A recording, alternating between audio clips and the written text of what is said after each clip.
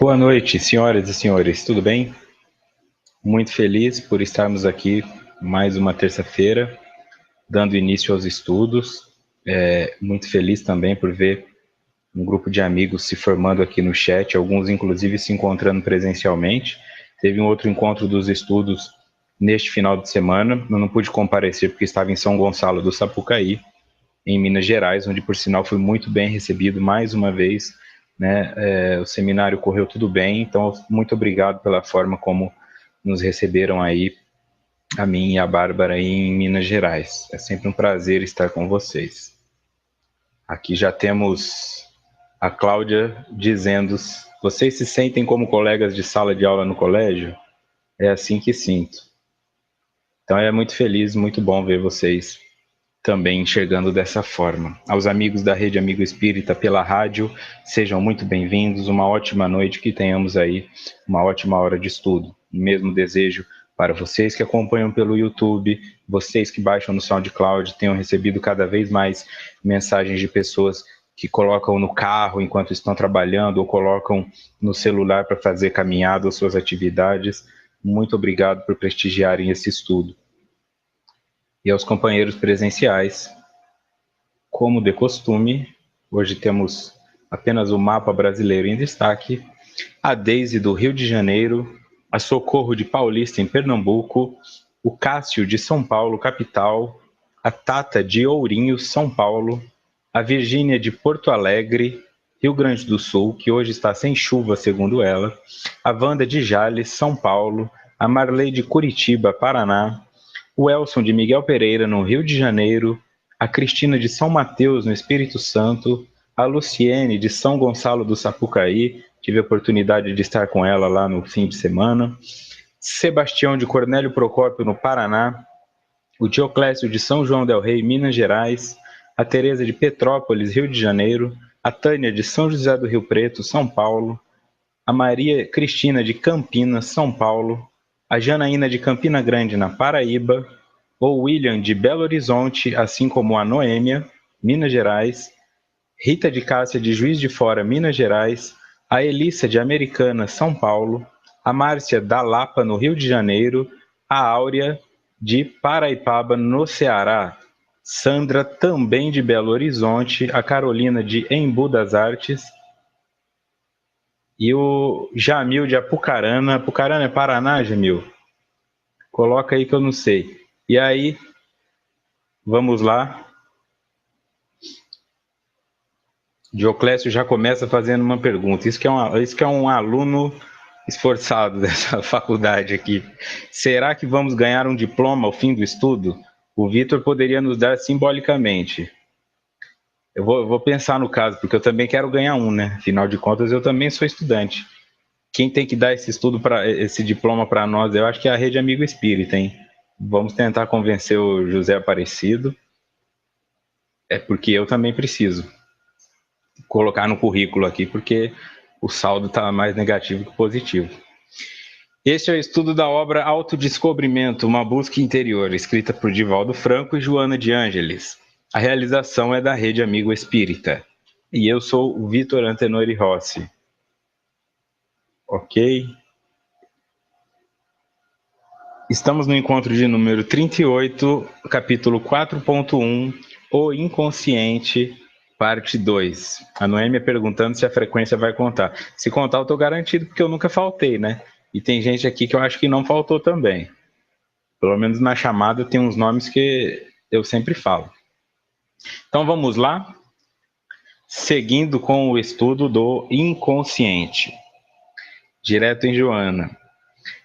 Com as notáveis contribuições de Freud e mais tarde de Jung, entre outros, o inconsciente passou a ser a parte da atividade mental que inclui os desejos e aspirações primitivas ou reprimidas.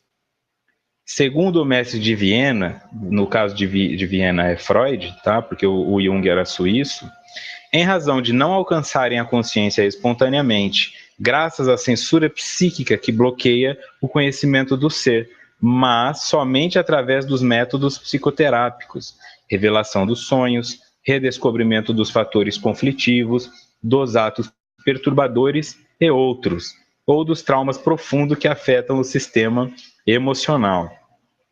Então vamos lá. Quem não dá o nome também conta, viu, Cláudia? Fica tranquila, ninguém vai passar sem frequência, não. A prova vai ser oral mesmo, vai ser bem difícil. Com as notáveis contribuições de Freud e mais tarde de Jung, né? Freud e Jung são sempre falados aqui, tá? Um é o pai da psicanálise, o outro é o pai da psicologia analítica. Freud começou primeiro, Jung estudou com Freud, né, como um discípulo, e depois passou a discordar de alguns pontos e foi seguir o seu caminho. Freud ficou no seu caminho. Jung sempre cita Freud, o reconhece como seu mentor, o reconhece como parte importante do processo da psicanálise, mas criou um caminho próprio, chamado psicologia analítica. Tá? Eu digo psicologia analítica porque o próprio Jung não gosta que se use o termo psicologia junguiana, porque ele acha que o único junguiano que existe é ele.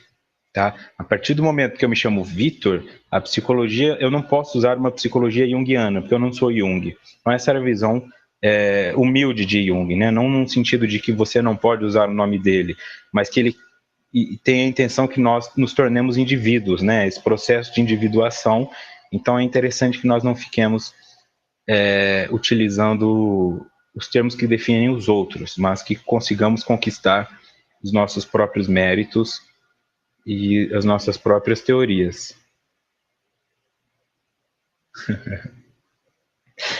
Você vai longe aqui. Quem é você? Explique. Bom, o inconsciente passou a ser a parte da atividade mental que inclui os desejos e aspirações primitivas ou reprimidas, ou seja, não é apenas isso, mas inclui os desejos e aspirações primitivas ou reprimidas e é uma parte da atividade mental, portanto, não é o todo, ok? Isso é a fala de Joana.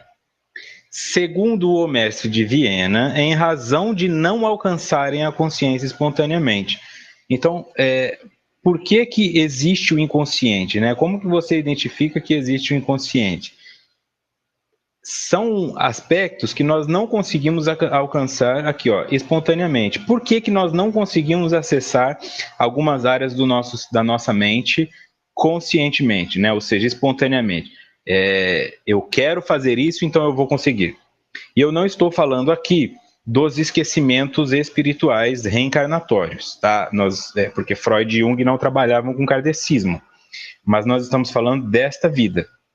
Coisas que você não se lembra na sua infância, não só na infância até os 5 anos, onde realmente é quase impossível lembrar das coisas, mas de forma geral.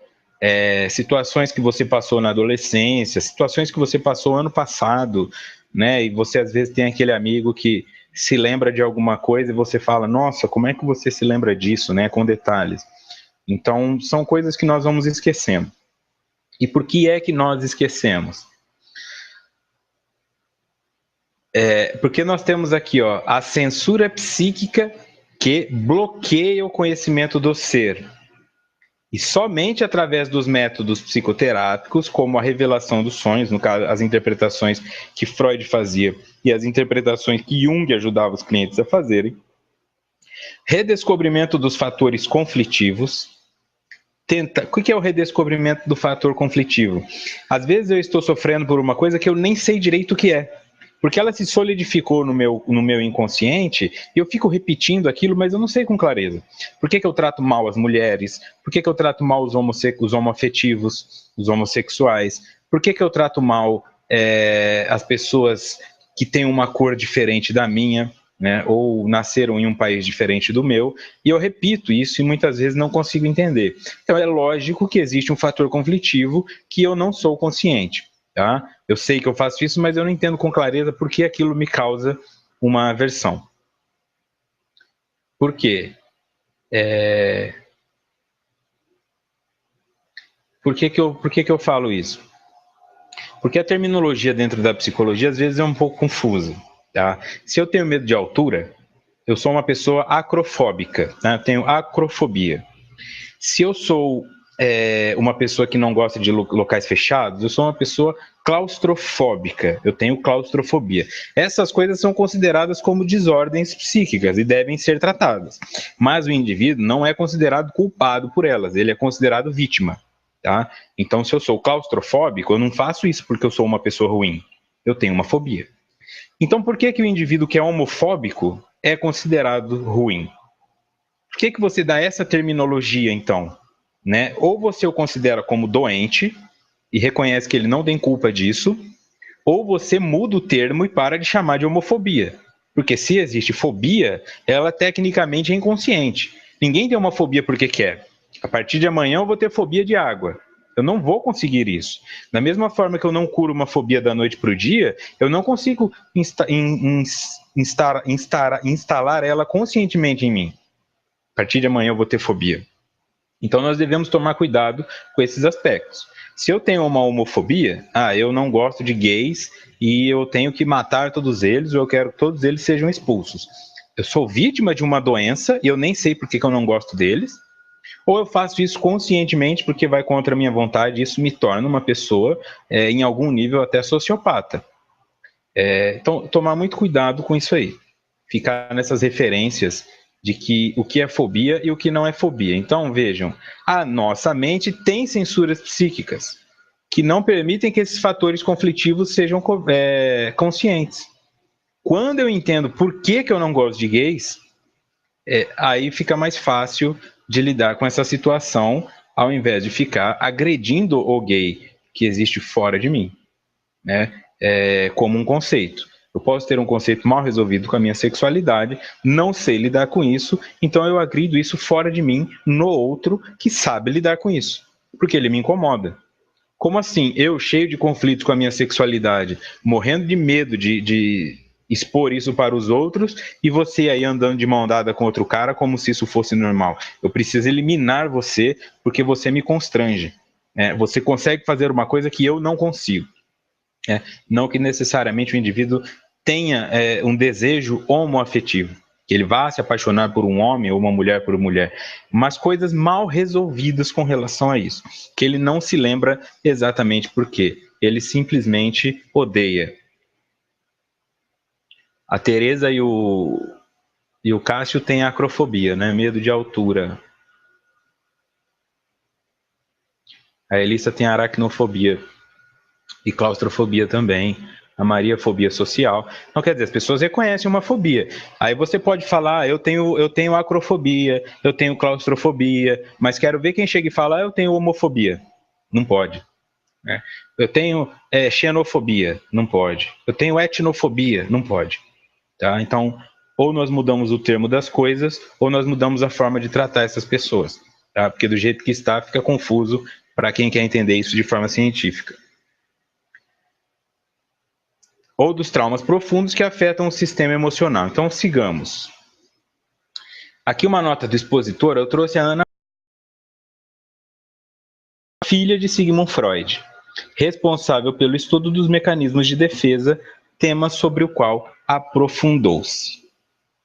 Naturalmente, não quer dizer que ela seguiu esse caminho por ser filha de Freud, né? Tem muito filho de músico que não gosta de música, etc., mas coincidiu da Ana querer dar continuidade ao trabalho do pai, arrumou alguns desafetos, né, entre eles a Melanie Klein, que é uma outra psicanalista extremamente renomada no meio, mas ela tinha um foco um pouco mais nas crianças, a Ana, tá? O Freud gostava de entender as crianças para aplicar isso nos adultos, mas a Ana ia realmente nas crianças. E aí ela se interessou também por estudar mais a fundo a questão dos mecanismos de defesa. Tá? Então, aqui. No livro O Ego e os Mecanismos de Defesa, no capítulo 4, Os Mecanismos de Defesa, a Ana Freud traz o seguinte.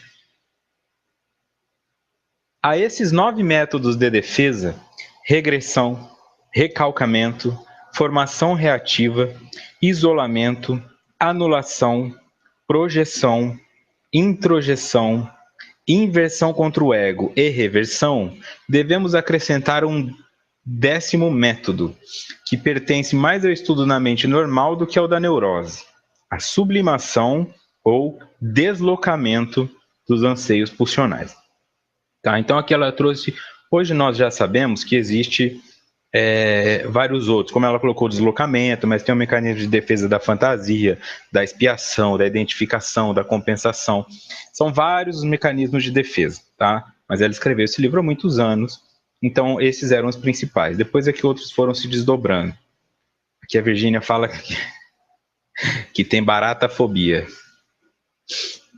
Essa é uma fobia bem comum.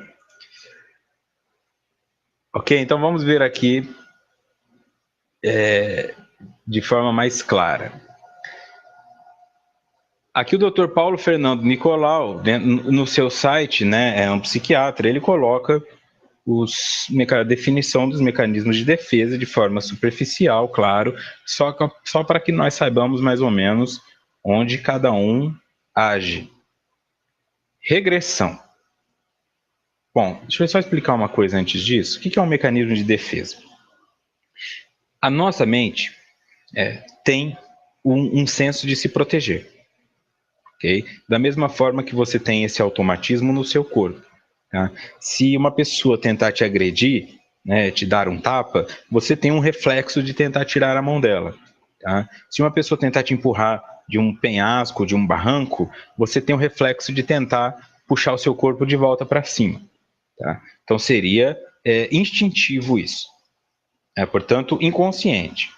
Eu não preciso pensar, nossa, uma pessoa vai me dar um tapa, então eu vou colocar a minha mão lá. Se assim eu fizesse, eu já teria tomado o tapa. Tá? Então, isso é uma coisa que eu não preciso pensar em fazer. Minha mente sempre vai tentar fazer eu sobreviver. Onde é que eu posso enxergar isso com mais clareza? Em pessoas que tentam suicídio. Tá? O indivíduo que vai tentar um suicídio por enforcamento, ele pendura uma corda e ele se enforca. E ele chuta um balde, ou chuta um banquinho e fica dependurado. O que ele precisa no enforcamento? Ele precisa da asfixia. Tá? Então ele não necessariamente precisaria ficar pendurado. Ele poderia colocar um fio no próprio pescoço e puxar como se fosse um nó. Por que isso não acontece? Porque no momento em que ele estiver se asfixiando, ele vai tirar aquele nó. Ou pelo menos ele vai morrer tentando. Porque ele não consegue aceitar a morte. O nosso corpo sempre vai lutar pela vida, mesmo que nós tenhamos escolhido morrer. Ok? Porque isso é uma tendência instintiva, inata. Da mesma forma é a nossa mente. Ela tenta nos proteger. O ponto é, ela tenta nos proteger tomando como base os nossos valores. Então, por exemplo, se eu estou ali conversando com a Virgínia, e a Virgínia, eu sou criança, né? Eu estou conversando com a Virgínia, e aí a Virgínia fala uma coisa que aquilo me machuca muito. Né? Qualquer ponto que ela fala, nossa, Vitor, como você engordou, você está gordo. E eu me machuco com aquilo. Tá? Na cabeça dela, ela não quis me machucar, foi só uma constatação, mas eu me senti ferido com aquilo. A minha mente aprende que aquilo me fere. Então ela vai tentar, de alguma forma, me defender daquilo. Tá? Eu posso olhar e pensar, olhar para a Virgínia automaticamente pensar, você está com inveja, gorda está você, você não sabe de nada. Quer dizer, ela precisa de alguma forma neutralizar a dor que aquilo me causou. Tá? Ou então eu posso estar insatisfeito com a minha vida porque eu não consigo comprar um carro novo e de repente eu saio da minha casa e vejo que o vizinho comprou um carro novo. Aquilo gera em mim um sofrimento. E a minha mente tenta me proteger daquele sofrimento. Qual é o sofrimento? Na minha mente, o meu vizinho é melhor que eu. O meu vizinho é mais competente que eu. O meu vizinho tem uma vida melhor que a minha. Ou eu sou inferior ao meu vizinho. Essa é a realidade do meu pensamento, do meu ego. Tá? Eu não estou aqui dizendo que uma pessoa que tem um carro melhor é melhor do que a outra. Eu estou falando do indivíduo que sofre com isso. Então, o que a minha mente joga para me defender dessa verdade? Ele deve estar traficando droga, né? Ele deve estar metido em corrupção. A família dele deve estar passando necessidade. Será que ele tem dinheiro para pôr combustível? E assim eu vou me defendendo de realidades que possam ser muito duras para mim. A minha mente, então, encontra esses meios. As formas com que ela faz isso são chamadas mecanismos de defesa, que visam sempre me proteger. Causa mal para mim, causa mal para o outro nas relações sociais, mas a minha mente não está preocupada com isso, porque o registro que ela faz é de prazer e desprazer. Se me causou desprazer e eu sofri, ela vai me proteger. Tá? Do mesmo jeito que nós temos uma mãe superprotetora, poderíamos ter uma mãe superprotetora. O filho foi brincar na rua, de jogar bola, ele jogou bola por 3 horas. E aí, no fim do jogo, ele caiu e ralou o joelho. Nós temos um evento simples aqui. 3 horas de diversão e um evento de desprazer. Ele ralou o joelho. Ele volta para casa chorando, a mãe passa o mertiolate, que hoje não arde, mas que na nossa época ardia. Passa água oxigenada, que eu não sei se arde, mas na época ardia. E aí, pronto. Né? A criança demorou uma meia hora ali até que o curativo fosse feito. Então ela teve 3 horas de diversão e 30 minutos de desprazer. E depois ainda teve um pouco mais de prazer, porque a mãe ficou com dó, deu um beijo no joelho, deu um beijo, deu aquela soprada, falou que ama, fez um chocolate. Tá? O evento todo durou 4 horas. Seriam 3 horas e meia de prazer, contando os benefícios de ter se machucado, porque a mãe ficou com compaixão, e os 30 minutos de desprazer para curar a ferida. Só que o que a ótica da mãe enxerga nisso? Eu preciso proteger o meu filho para que ele não sofra mais. Então, filho, você não pode mais jogar bola. Aí ele não pode mais ir jogar bola. Ou então ela fala para ele, você só pode ir jogar bola se for de joelheira. Aí ele chega de joelheira lá e os amigos fazem piada com ele. Gera sofrimento. Ele ganha um apelido. Tá? Essa é a mente. Ela quer me proteger, mesmo que isso possa me causar constrangimento, mesmo que isso possa me trazer um sofrimento a médio e longo prazo, porque esse garoto perde a oportunidade de socializar, ou então ele fica extremamente frustrado, vai ver os amiguinhos jogando bola e a mente dele vai jogar inconscientemente, tá vendo? Se você não tivesse se machucado, você não teria sido impedido de jogar bola. Ou então, da próxima vez que você se machucar, esconda isso da sua mãe. São nesses pequenos pontos que nós vamos entendendo o que é um mecanismo de defesa. Então a criança já começa a falar, bom, eu tenho que esconder as coisas da minha mãe. Fui mal na escola? Vou esconder isso da minha mãe, porque vai me gerar desprazer, ela vai me proibir de fazer coisas, então eu vou falsificar a assinatura no boletim. E assim vai acontecendo sucessivamente. Tá? Ou mecanismo de defesa representado por essa mãe que, na tentativa de nos proteger, muitas vezes acaba nos impedindo de viver coisas positivamente. Então, já que nós temos essa visão agora do que é o mecanismo de defesa, nós temos um que se chama regressão. Retirar-se em resposta ao estresse para um nível anterior de desenvolvimento. Eu regrido. Tá? Onde eu posso enxergar regressão? Naquela criança que já não fazia mais xixi na cama e depois que o irmãozinho dela nasce e começa a ganhar mais atenção que ela volta a fazer xixi na cama. Ela regride. Aquele indivíduo, alguns psicanalistas colocam dessa forma, aquele indivíduo que fuma ou que come muito. Esse é o mecanismo de defesa da regressão. Por quê? Porque o ato de fumar me dá prazer oral. E o prazer oral foi aprendido quando eu era um bebê. Quando eu sentia o desconforto da fome, era pelo seio, pelo amamentar, que eu me curava. Então, era pela boca. Eu conhecia o mundo pela boca. Criança na idade oral, na fase oral, tudo que você dá para ela coloca na boca.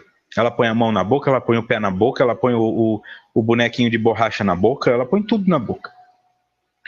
E esse indivíduo, então, quando ele se torna um adulto e lida com uma situação de estresse que ele não consegue, ou seja, ele sente um desconforto que nada faz passar, ele vai buscar essa regressão pelo prazer oral, ou comendo muito, ou fumando cachimbo, cigarro, né? Ou então adultos que chupam o dedo, adultos que usam chupeta, tudo isso acontece, né? Então, o que é? Um fetiche, por exemplo, canalizado para a parte dos seios do feminino. Então, nesses pontos seria uma regressão. Eu dou um passo atrás em algo que eu já venci porque eu não estou sabendo lidar com essa situação. Isso inclui, por exemplo, recaída com droga, recaída comportamental, o indivíduo que tinha aprendido o valor da monogamia sofreu uma traição, gerou muita dor e ele volta a sair com os amigos, ficar com um monte de mulher, trair todo mundo. Ou seja, sempre que o indivíduo der um passo atrás, é sinal de um mecanismo de defesa, tentando levá-lo a uma situação onde era confortável para não ter que lidar com o desconforto atual. Deixa eu dar uma olhada aqui.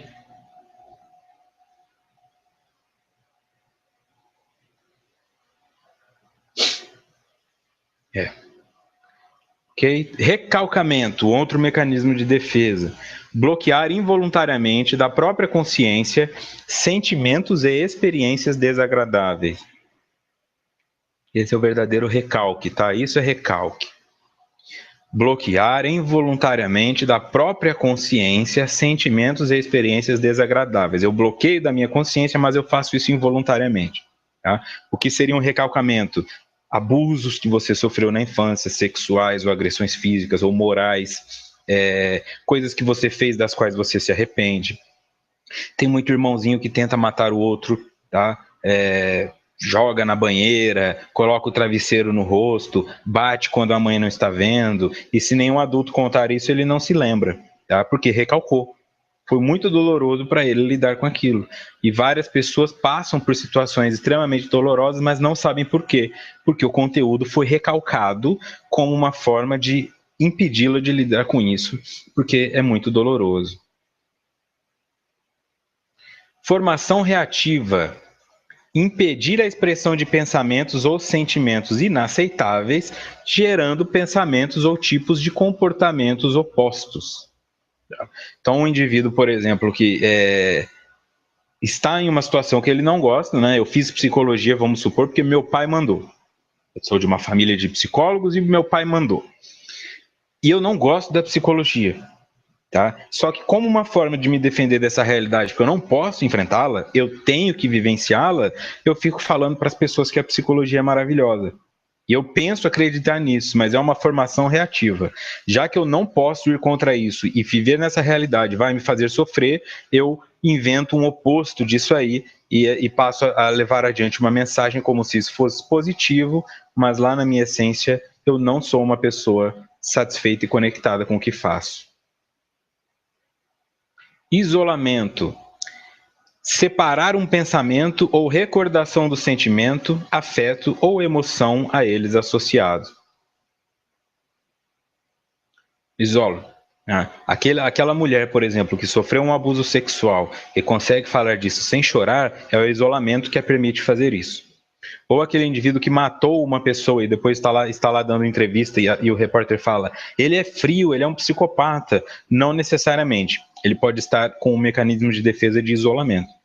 Porque se ele entrar em contato que ele matou uma pessoa, ele pode desmoronar.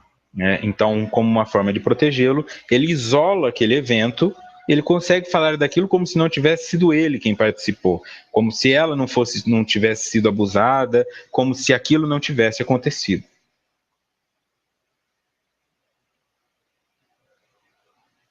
Anulação. Desfazer ou cancelar simbolicamente uma experiência que se considera intolerável. Então, eles colocam um exemplo assim: eu saio de casa, antes de sair de casa, eu brigo com a minha mulher, falo um absurdo para ela, e fica aquele clima totalmente tenso. E quando eu volto para casa, eu chego com flores e pergunto: oi, amor, o que tem para almoçar? Eu anulei aquele evento. Tá?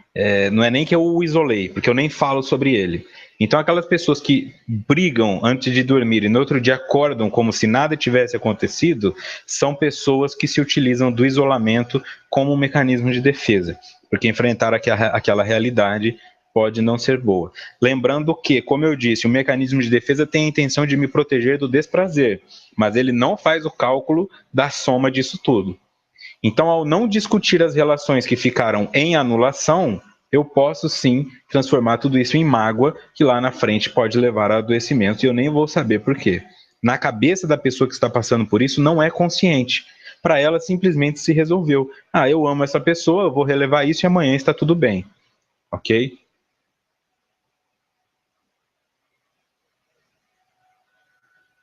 Projeção. Atribuir sentimentos ou impulsos inaceitáveis para si mesmo a outra pessoa. Então nós já vimos projeção de sombra, né? Eu jogo no outro aquilo que é meu. Essa pessoa fala demais, eu não gosto dela porque ela fala demais, mas na verdade quem fala demais sou eu. Né? Eu não consigo lidar com pessoas que estão começando, né? Teve uma atriz que falou isso, né? Não tem paciência com pessoas que estão começando. É uma projeção, pode ser uma projeção de uma pessoa que não consegue lidar consigo mesma nos inícios, sempre aborta os inícios, não tem paciência, começa um monte de coisa e não termina. Então, quando ela tem que ser a mentora de alguém, ela também não consegue fazer isso e projeta no outro, que é iniciante, a insatisfação que ela tem quando precisa iniciar algo. Introjeção, integrar as crenças e os valores de um outro indivíduo à estrutura do próprio ego. Então, a introjeção seria o oposto da projeção. Tá? Eu acredito que aquilo é meu, né? E muitas vezes levo isso como uma culpa muito grande. Pessoas que usam o mecanismo da introjeção são as pessoas que normalmente têm dificuldades em impor limites. Tá? Então, ela vai preparada. Não, esse foi a gota d'água. Minha esposa não vai mais fazer isso comigo. Eu vou lá e vou conversar com ela. Quando eu penso isso, automaticamente eu estou dizendo, pode ser que esse namoro acabe, pode ser que esse casamento acabe. Eu estou tomando uma posição de impor o limite e dizer para a pessoa que eu não gostei daquilo. E aí, pela introjeção, eu começo a pensar, e no fim das contas eu acabo me sentindo culpado, e pode ser que eu chegue lá e ainda peça desculpas para a pessoa. Tá? Aquilo tudo que ela fez, eu introjetei como se eu tivesse feito, ou se fosse por minha causa que ela fez aquilo, e isso de alguma forma me impede de impor aquele limite e altera o meu comportamento antes que ele aconteça. A inversão, o sujeito apresenta pensamento ou afeto que deveriam ser dirigidos para o exterior e que são invertidos contra o próprio sujeito. Tá? Então aqui também, ali em cima são crenças e valores, tá? Na introjeção. E na inversão, pensamento ou afeto, que deveriam ser dirigidos para o exterior e que são invertidos contra o próprio sujeito. Tá? Então aquelas agressões mentais. Eu me odeio, eu não acredito que eu fiz isso. Tem pessoas que podem chegar ao ponto de se autoagredir fisicamente, né? Dar murro na parede, dar cabeçada na parede. Não estou falando aqui do transtorno borderline, mas pessoas que podem chegar a se apertar com as próprias unhas, morder a própria mão. Né? Eu quero agredir você, às vezes eu quero te xingar, mas ao invés de fazer isso, eu mordo a minha mão. Assim, né? Então, nesse aspecto afetivo, eu estou fazendo isso comigo. Então, você não me ama? Então você vai ver também, mãe. Eu vou lá e vou beber, e vou fumar, e vou me drogar para te machucar. Então, o que eu queria era agredir o outro, mas ao invés de fazer isso, eu agrido a mim mesmo. Reversão. O sujeito apresenta pensamento ou afeto que deveriam ser dirigidos para o interior e que são direcionados para o exterior. Então, eu culpo o outro por uma coisa que eu fiz. Eu fico com raiva do outro por uma coisa que eu fiz. Eu deveria falar, não, eu estou errado. Como normalmente essas pessoas reagem? São aquelas que supervalorizam o erro dos outros. Você não sabe fazer nada, você é uma anta, onde já se viu, você não serve para nada, olha, quebrou um copo. E aí quando ela quebra o copo, puxa, quebrei um copo. Tá? Então, ou então fala para a pessoa, mas você foi deixar o copo aqui na beirada, por sua culpa eu quebrei o copo. Ela, na verdade, está com raiva de si mesma de ter quebrado o copo, mas joga aquilo para o outro. Né? Então, ela sempre acredita que o outro deve pagar por aquilo que ela fez. Sublimação. Redirecionar pulsões ou impulsos que são pessoal ou socialmente inaceitáveis para atividades construtivas. Então, quando você tem aquela mãe que funda uma ONG para lidar com, para conscientizar contra a direção no volante, na maioria das vezes, se você buscar na vida dela, alguém que ela amava morreu. Ou dirigindo alcoolizado, ou vítima de alguém que dirigia alcoolizado. O que é isso? É uma sublimação. Porque o que é inaceitável socialmente? Tá? Meu filho morreu atropelado por uma pessoa alcoolizada, então eu vou lá e vou matar essa pessoa alcoolizada. Eu quero fazer isso, mas ela não pode, tá? A sociedade vai falar, não, tem que linchar esse cara mesmo, mas ela não pode. Ela se tornaria uma assassina, dependente dos meios dela. Então, já que ela não pode fazer isso, ela sublima essa energia e funda uma ONG para impedir que as pessoas dirijam alcoolizadas ou promover reflexão sobre isso. Pode ser também um indivíduo que tem uma sexualidade muito aflorada, tem desejos sexuais e canaliza isso desenhando, por exemplo. Não precisa ser mulheres nuas ou homens nus, eu estou falando qualquer tipo de arte. Tá? Então, na maioria das vezes, a arte é uma forma de sublimação. Por isso que grande parte dos artistas diz que tem mais inspiração quando está triste e no sofrimento. Tá? E que quando estão felizes tem menos inspiração. Porque eles estão felizes, não há muito o que sublimar. Tá? Quando eles estão tristes, aí eles têm uma tendência a sublimar melhor, porque eles estão com raiva, ou porque foram rejeitados, ou foram traídos, ou foram negligenciados, esquecidos, mas eles não podem chutar o balde, então eles vão lá e constroem alguma coisa artisticamente. Isso serve para qualquer ser humano, não só para artistas. É só pensar, se você é uma pessoa que às vezes escreve poesias ou reflexões, que provavelmente você fez mais isso quando estava triste ou em conflitos existenciais, porque nesse momento você estava sublimando. E aí isso passa a ser algo aceito.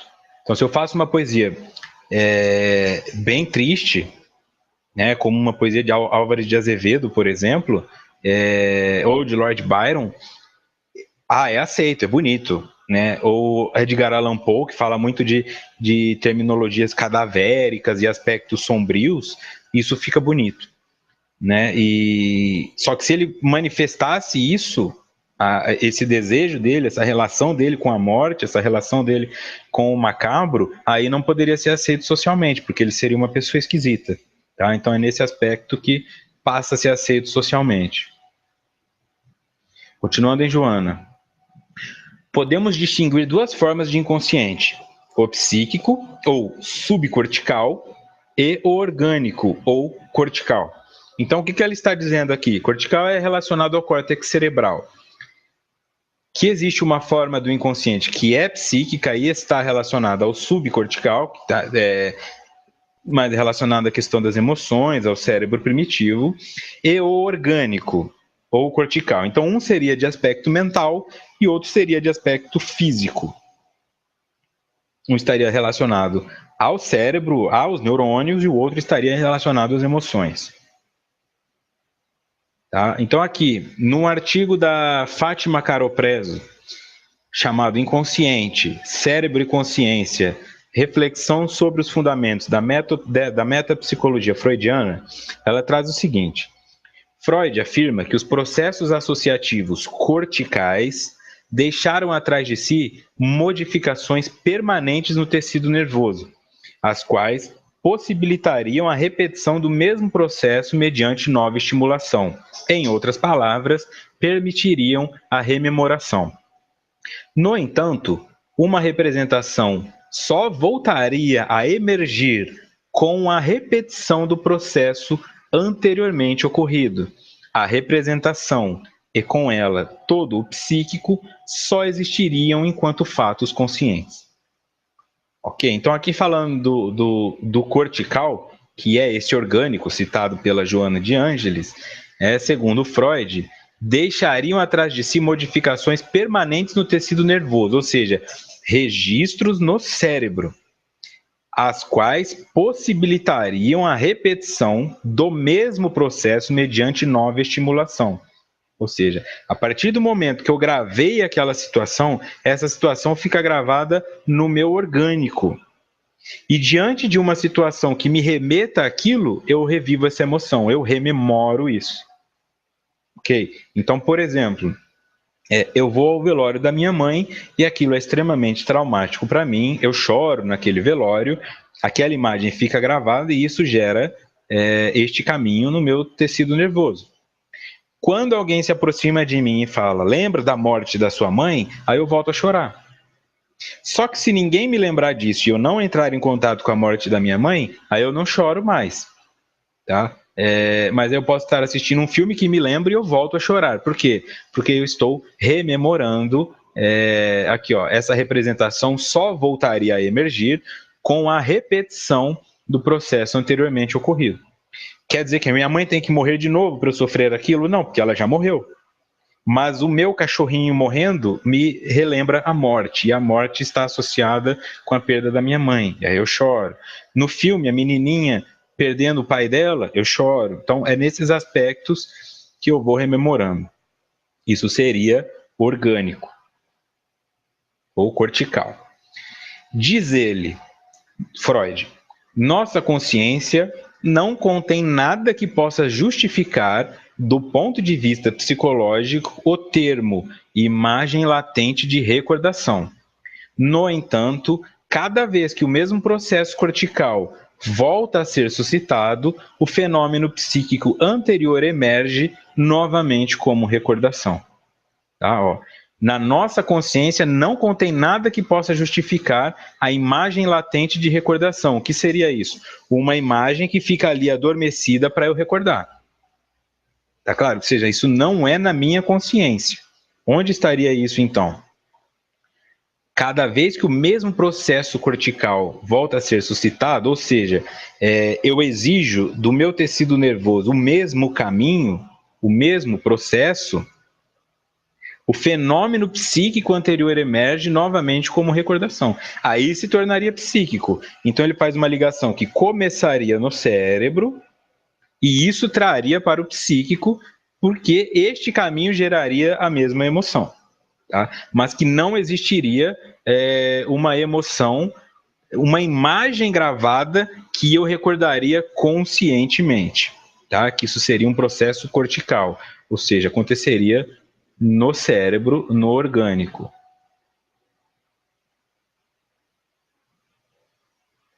Olha aqui que interessante. Participação da Elissa. Como não pude ir ao enterro de minha avó, até hoje tenho a impressão de que ela está viva. Sempre sonho com ela. Porque ela não tem, segundo essa ótica, ela não tem esse registro. Ela não tem essa imagem. Ela já teve contato com outras mortes, provavelmente, mas ela não tem a imagem da morte da avó construída dentro dela, mas ela tem a lembrança da avó viva. Portanto, é mais fácil ela ter contato com a imagem da avó viva, porque esse registro foi colocado na sua região cortical, do que ter contato com a avó morta, porque ela não teve essa imagem para registrar.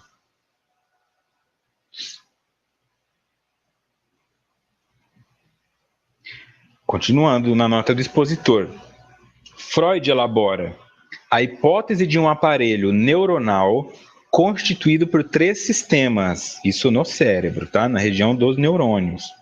Um sistema responsável pela recepção da excitação exógena, exógeno é aquilo que vem de fora, que seria o sistema Phi.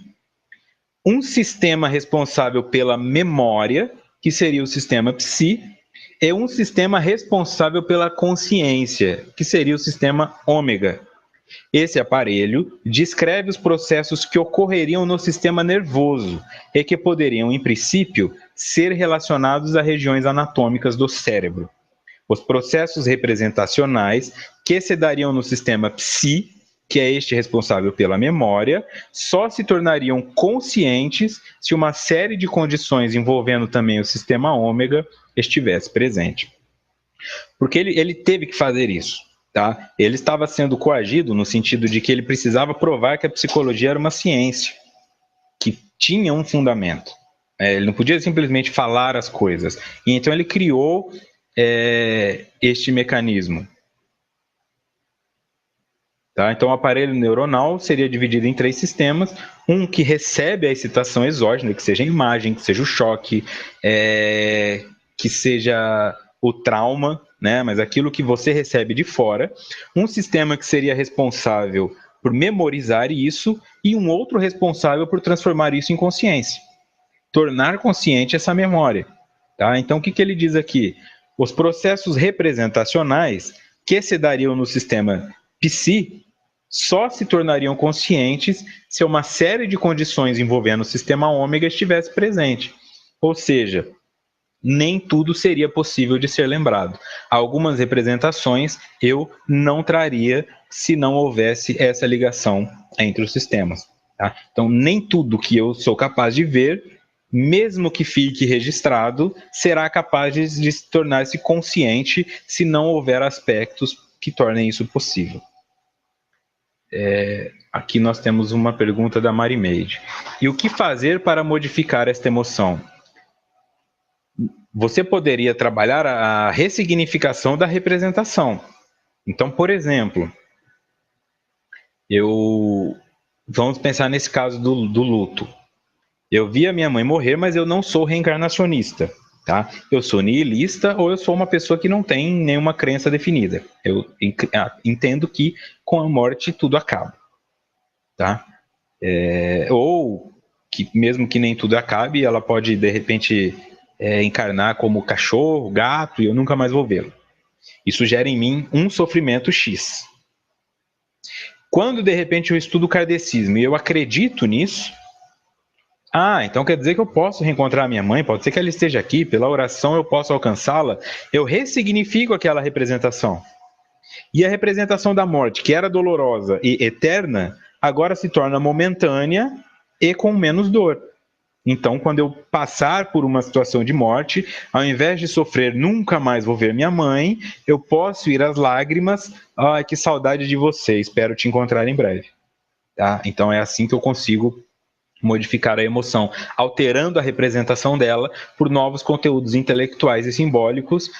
Então, quanto mais eu estudo, quanto mais eu busco autoconhecimento, quanto mais eu me envolvo em crescimento pessoal, menos dor eu vou sentir com os traumas, porque eu tenho condições agora de enxergá-lo de outra forma. Então, outro ponto. Os pais do indivíduo agrediram muito quando ele era criança. Isso já era para ele, eu nunca mais vou falar com os meus pais. Aí ele fica adulto, vê que é difícil criar um filho, lembra que os pais dele passavam fome, lembra que ele era chato também, que ele pegava no pé, que ele quebrava as coisas, que ele pulava a janela para sair escondido com os amigos, que pegaram ele fumando cigarro. Aí ele começa a ver que também ele testou a paciência dos pais, que os pais, na verdade, fizeram muita coisa boa para ele, apesar de bater nele, e aí ele talvez consiga perdoar os pais, e aos poucos começa a dar valor no que era mais positivo do que negativo, então ele ressignificou.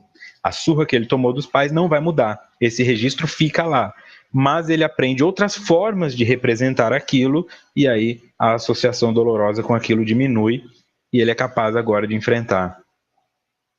Como nós estávamos falando de fobias, tem pessoas que tratam isso, é uma forma de terapia chamada de inundação, pensando na baratafobia da Virgínia, o indivíduo tem fobia de barata, e o terapeuta pode chegar falando para ele assim, eu quero que você imagine uma barata, ele vai ter um sofrimento. Narre esse sofrimento para mim. Bom, ok. Agora eu quero que você desenhe uma barata, ele vai ter um sofrimento, mas talvez seja menor. Aí no próximo encontro ele fala, eu estou com uma barata de plástico, ela está aqui na sala, ela é de plástico, mas ela está aqui na sala. Aí o indivíduo vai ter um sofrimento. No próximo encontro, a barata de plástico está aqui na minha mão, vou colocar na minha perna. E vai tentando fazer o atendimento com aquela barata ali. Pode ser que uma hora o indivíduo consiga pegar aquela barata de plástico, ou deixar perto dele, e assim, passo a passo, pode ser que ele vença aquela fobia.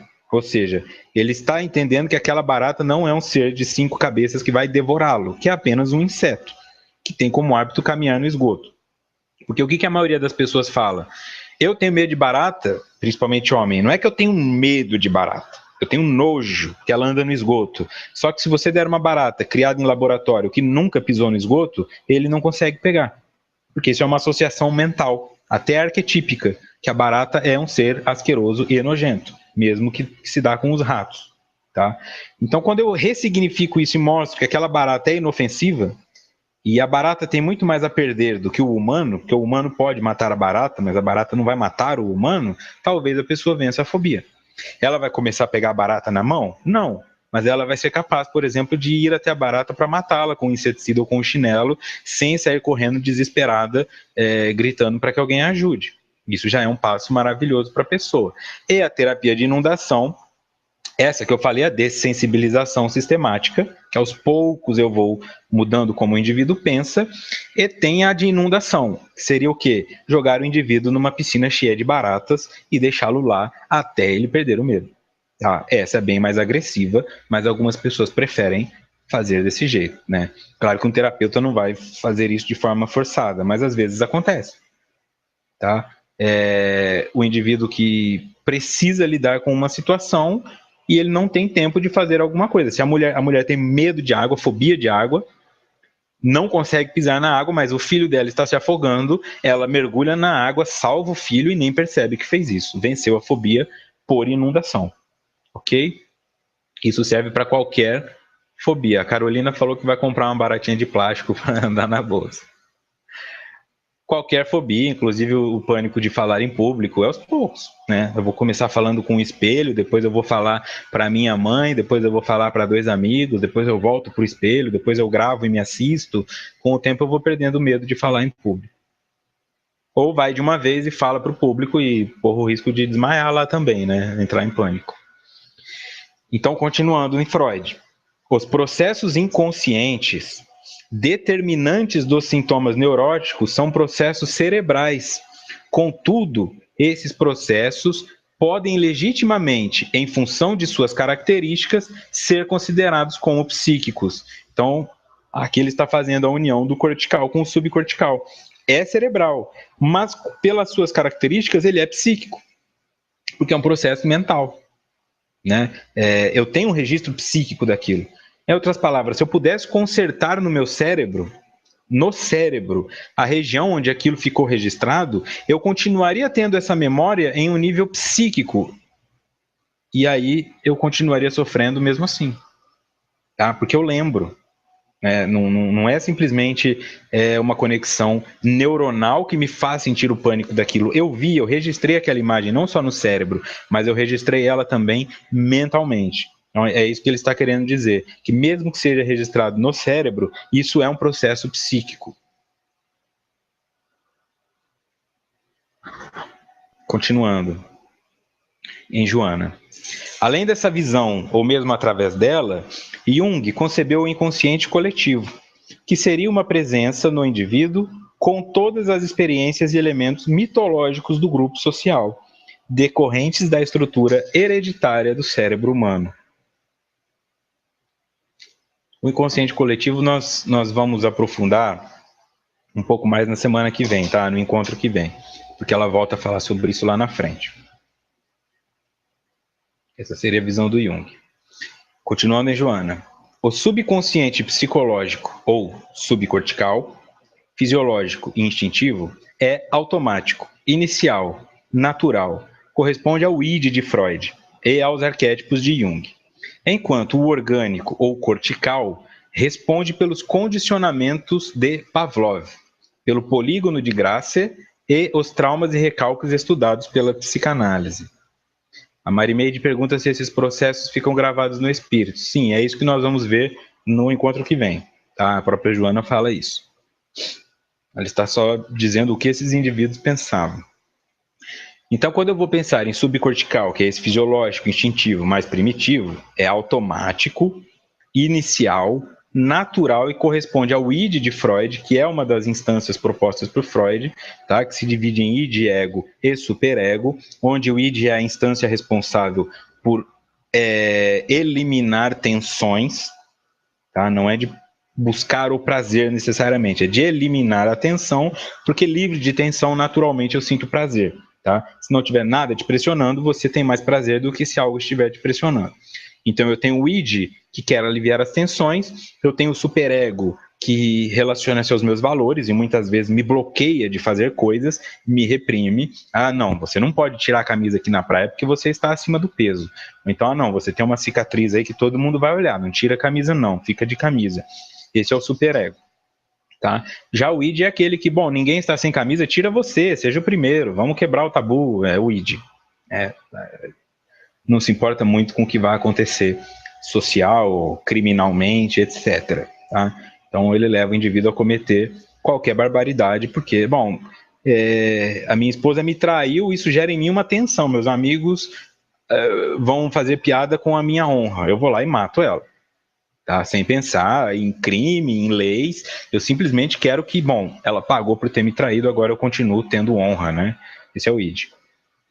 Ok? E aí o ego fica no meio disso tudo, tentando segurar os dois lados. Quando o ego consegue controlar os dois lados e de alguma forma permitir que ambos sintam-se satisfeitos de forma saudável, esse é um ego saudável. Quando o ego não consegue controlar um desses lados, aí você pode ter a pessoa submissa, você pode ter a pessoa egocêntrica, cada um vai reagindo de um jeito de acordo com a instância que vence mais. E aqui ela fala dos condicionamentos de Pavlov. Nota do expositor. Ivan Pavlov, 1849 a 1936, foi um fisiólogo russo premiado com o Nobel de Medicina em 1904 por suas descobertas sobre os processos digestivos de animais. Pavlov veio, no entanto, a entrar para a história por sua pesquisa sobre o papel do condicionamento na psicologia do comportamento, ou reflexo condicionado. Na década de 1920, ao estudar a produção de saliva em cães expostos a diversos tipos de estímulos palatares, Pavlov percebeu que, com o tempo, a salivação passava a ocorrer diante de situações de estímulos que anteriormente não causavam tal comportamento, como, por exemplo, o som dos passos de seu assistente ou a apresentação da tigela de alimento. Curioso, realizou experimentos em situações controladas de laboratório e, com base nessas observações, teorizou e enunciou o mecanismo do condicionamento clássico. O que isso significa? Ele percebeu que o animal salivava quando sentia, por exemplo, o cheiro da comida. Aí o animal salivava. Ou que o animal via a comida.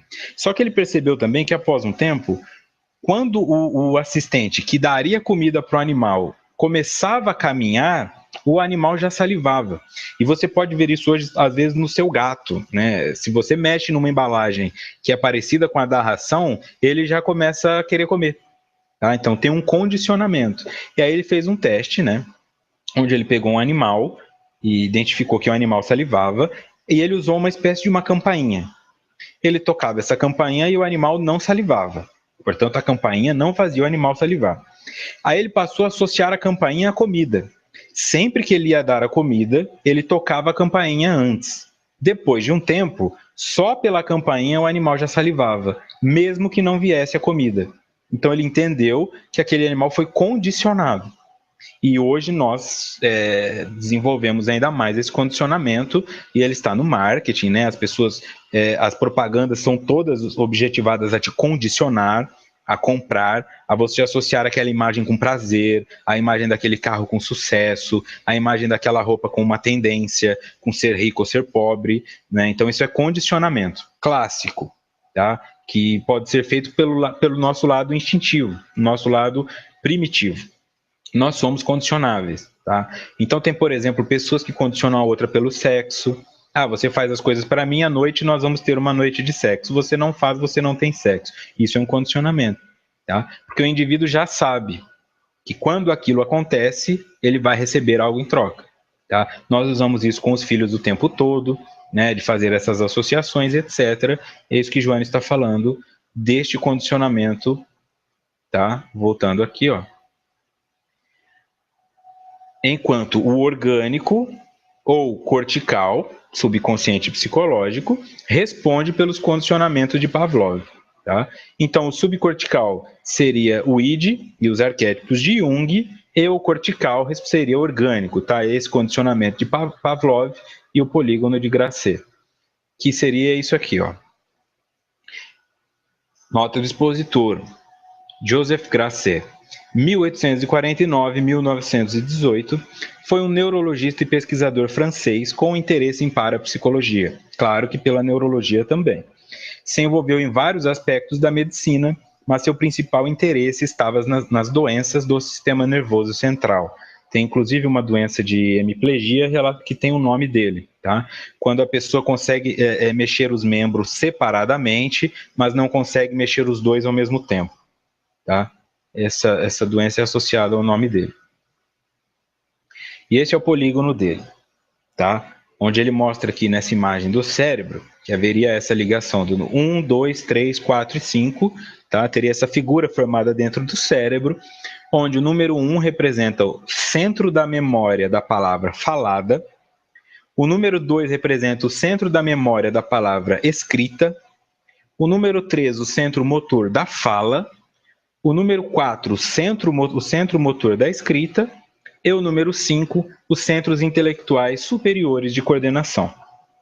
Ok? Então, seria esses pontos onde, pelo cérebro, haveria a nossa capacidade de falar, a nossa capacidade de escrever, tanto no sentido cognitivo, que diz respeito à memória, tá? Então, eu tenho um centro relacionado ao que eu vou falar e um centro que me permite falar. Um centro relacionado ao que eu vou escrever e um centro que me permite escrever e um centro intelectual que coordena tudo isso, tá? Esse seria o polígono citado, então, por Joana, que estaria relacionado à parte orgânica, portanto, unicamente cerebral. E o outro, que seria o subcortical, o inconsciente subcortical, estaria relacionado a esses aspectos do id, que são pulsões, e ao arquétipo, que são essas imagens mitológicas passadas de geração para geração, à medida que nós vamos nos desenvolvendo. E na semana que vem dá para falar mais desse inconsciente coletivo, entrar mais nessa parte de Jung, mas por hoje eu achei melhor trabalharmos apenas isso aí. Apenas. Próximo encontro, dia 1 de dezembro, o inconsciente, parte 3. Tá? Lembrando que quando terminarmos esse 4.1 inconsciente, o estudo entrará em férias e retornará na primeira semana de fevereiro. Ok? Deixa eu ver se tem alguma pergunta aqui. Tinha uma pergunta que eu acho que deixou passar.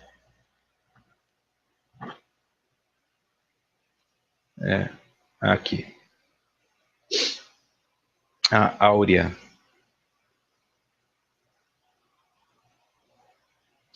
Áurea Ribeiro. Um processo alérgico pode voltar diante de uma mesma situação de estresse? Sob essa ótica, é isso, né? Seria uma somatização. Freud acreditava nessa parte que seria uma somatização. Então, o que isso significa? O meu corpo aprendeu a responder aquilo dessa forma. Então, ele somatizou de uma forma alérgica. Quando ele somatizou de forma alérgica, eu fui resolver o problema. Quando eu vou resolver a alergia, ao mesmo tempo eu paro para refletir sobre outras coisas e elaboro certos aspectos. É natural. Funcionou. Eu tratei a alergia, e enquanto eu tratava a alergia, eu tratei outras coisas inconscientemente. Então, quando eu me coloco de novo naquela mesma situação de estresse, ele tende a fazer o mesmo caminho, e aí eu vou responder da mesma forma. De novo vem aquela alergia, e normalmente vem no mesmo local, porque o caminho já foi solidificado ali, já foi registrado ali. Para o corpo repetir aquilo fica muito mais fácil. Por isso é importante evitar as doenças antes que o teu corpo aprenda a somatizá-las. Depois que ele colocar a primeira pedra no seu rim, ele vai colocar a segunda, a terceira e a quarta com muito mais facilidade. Né? E isso se dá em tudo. Né? Então, antes que a coisa tome uma proporção maior, é interessante que busquemos o autoconhecimento terapêutico por meditação, mas que façamos esse check-up mental para evitar problemas maiores que depois se tornarão crônicos ou reincidirão com muita facilidade. Ok? Obrigado, então, a todos vocês, pessoal da Rádio Amigo Espírita, do SoundCloud, do YouTube, muito obrigado. Vocês que fazem os estudos em grupos também e fazem pelo YouTube porque não podem comparecer ao vivo, muita gratidão pela presença e pela ajuda na divulgação do trabalho. E a vocês, companheiros aí que estão querendo o diploma e vão fazer essa prova oral dificílima, teve gente falando que vai colar. Vamos ver como vai ser isso aí, tá? Nos vemos então na semana que vem, quem faz apenas esse estudo, e quem faz os dois, nos vemos amanhã. Muita paz.